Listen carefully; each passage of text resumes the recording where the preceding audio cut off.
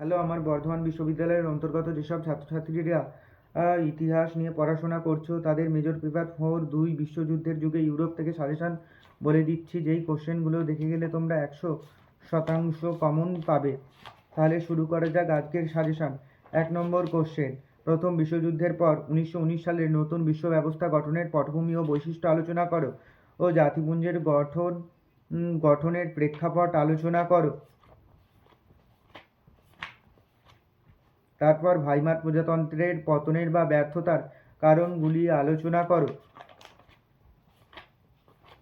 তারপর দ্বিতীয় বিশ্বযুদ্ধের দিকে ইউরোপ কিভাবে ধীরে ধীরে অগ্রসর হয়েছিল এর পটভূমি ও প্রধান কারণগুলি আলোচনা করো।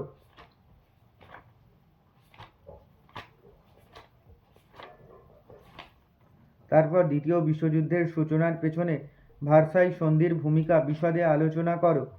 1930-এর দশকে ইউরোপের ফ্যাসিবাদ ও নাৎসিবাদ উত্থান কিভাবে দ্বিতীয় বিশ্বযুদ্ধের পথ প্রশস্ত করেছিল তা বিস্তারিত আলোচনা করো।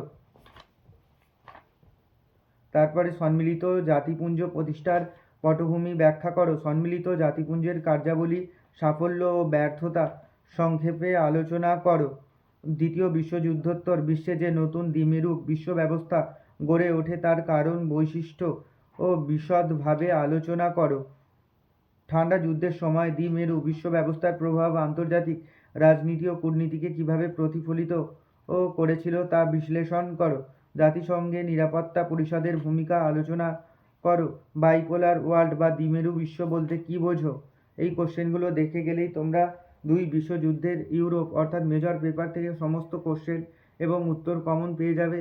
এবং তোমাদের যদি এই সাজেশনের উত্তর লাগে তোমরা আমার সাথে হোয়াটসঅ্যাপে যোগাযোগ করতে পারো। সামান্য পারিশ্রমিকের বিনিময়ে তোমরা 2, 5, 10 নম্বরের উত্তর সাজেশান সহ সমস্ত কিছু পেয়ে যাবে।